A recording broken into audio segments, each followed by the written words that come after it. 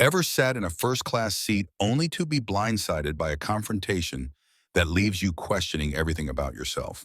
Let me take you through my unforgettable experience. My name's Veronica Steele, and I'm the CEO of Steele Global Freight. It was a regular Tuesday morning, nothing out of the ordinary. I was en route to Tokyo for a big contract meeting that could take my company into new territory, and I was feeling on top of the world, like anything was possible. I settled into my seat 3A, sipping on a nice cup of coffee, mentally rehearsing my pitch.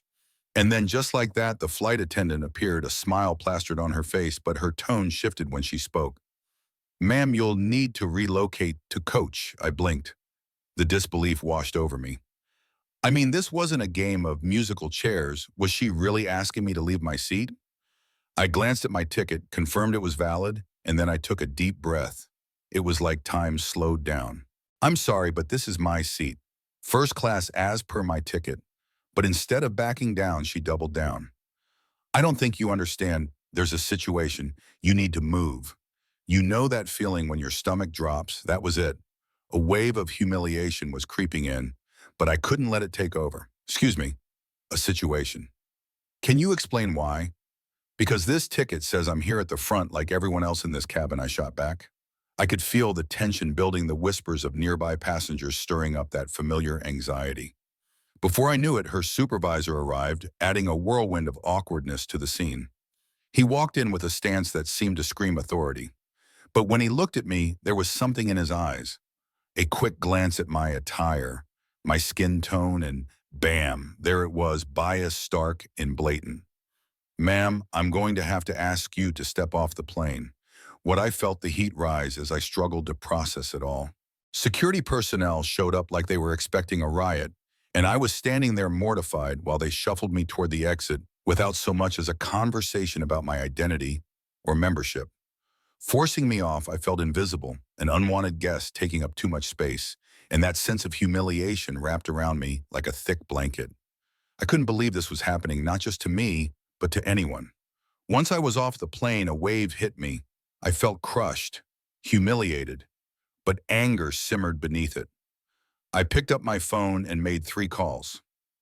First, I canceled all contracts with the airline, every last one. They needed to know the magnitude of their mistake. Second, I demanded an account of complaints against their staff. And third, I reached out to the airline CEO. I wasn't waiting for them to resolve this on my behalf. I wanted a meeting, and I was determined to get it. A meeting was arranged for the following week. I walked into that boardroom armed with names, dates, and countless instances of prior complaints. I made my case clear. This wasn't just about what happened to me. It was bigger. This was a systemic issue, and it was high time someone addressed it.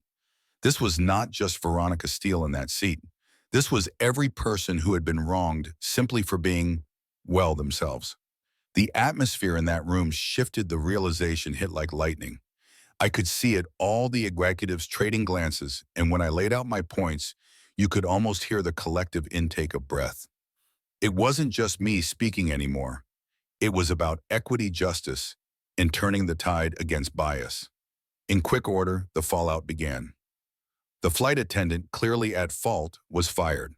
Her supervisor was suspended pending an investigation. They even agreed to implement real change.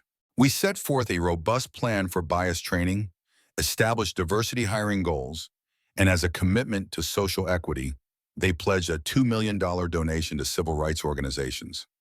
I left that meeting not just with a resolution, but with a chartered flight to finish my trip, a victory that felt like reclaiming my story. But the impact didn't stop there. Over the next few months, the airline saw a significant reduction in complaints. Their commitment to diversity began to reshape their hiring practices, and not just within their walls. Buzz began to circulate like ripples in a pond, inspiring other airlines to follow suit. Then there was the moment that hit home on a later flight, and I met a young girl named Destiny, who was probably about 9 years old.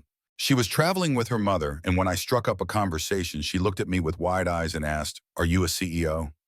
I chuckled and affixed my gaze on her, realizing that she might be asking not just about titles, but about what they represent. I told her yes, and then watched as her eyes sparkled with wonder. She seemed excited, and for a brief moment, I felt like maybe I was opening a door for someone who might never want to settle for less. After that, I had to reflect. This experience taught me that it was never just about my personal gain. It was about representation. It was about systemic change. It was about making sure young girls like Destiny people from all walks of life could see a future for themselves that didn't include the shame of invisibility. I knew then that the true victory wasn't mine alone. It had to extend beyond paving pathways for others to follow. So as I wrap up my tale today, I invite each of you to weigh in. Have you or someone you know ever faced a similar moment of humiliation or injustice? How did you respond? We've got to talk about this, about standing up for ourselves and others, about dignity and the power of change. Don't just think about it, drop a comment below. Let's open up this conversation because our experiences can fuel real social progress and every voice matters.